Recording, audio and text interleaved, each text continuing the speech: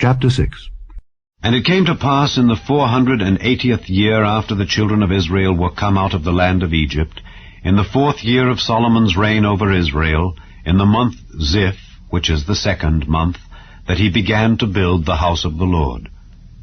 And the house which King Solomon built for the Lord, the length thereof was 60 cubits, and the breadth thereof 20 cubits, and the height thereof 30 cubits. And the porch before the temple of the house, 20 cubits was the length thereof, according to the breadth of the house. And 10 cubits was the breadth thereof before the house. And for the house he made windows of narrow lights. And against the wall of the house he built chambers round about, against the walls of the house round about, both of the temple and of the oracle. And he made chambers round about. The nethermost chamber was 5 cubits broad, and the middle was 6 cubits broad, and the third was 7 cubits broad. For without, in the wall of the house, he made narrowed rests round about, that the beams should not be fastened in the walls of the house. And the house, when it was in building, was built of stone, made ready before it was brought thither, so that there was neither hammer, nor axe, nor any tool of iron heard in the house while it was in building. The door for the middle chamber was in the right side of the house, and they went up with winding stairs into the middle chamber, and out of the middle into the third.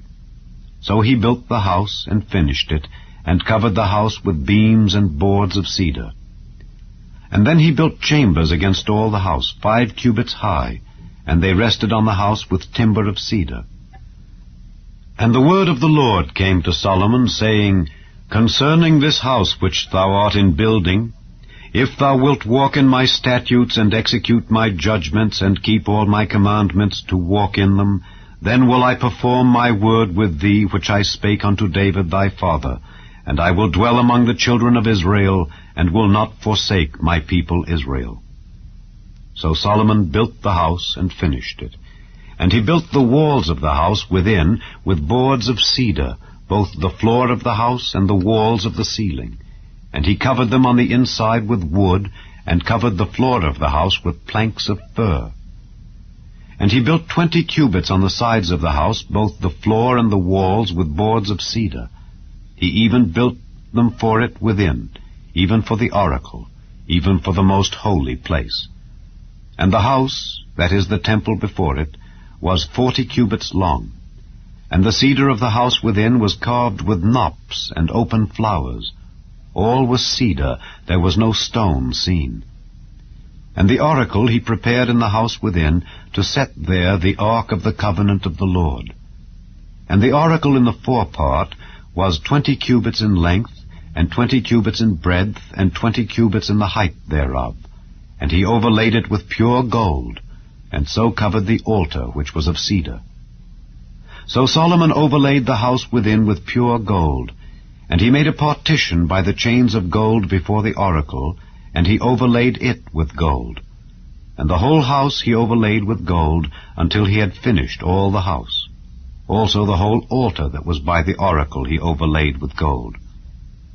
And within the oracle he made 2 cherubims of olive tree, each 10 cubits high.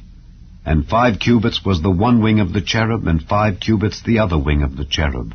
From the uttermost part of the one wing unto the uttermost part of the other were 10 cubits. And the other cherub was 10 cubits. Both the cherubims were of one measure and one size.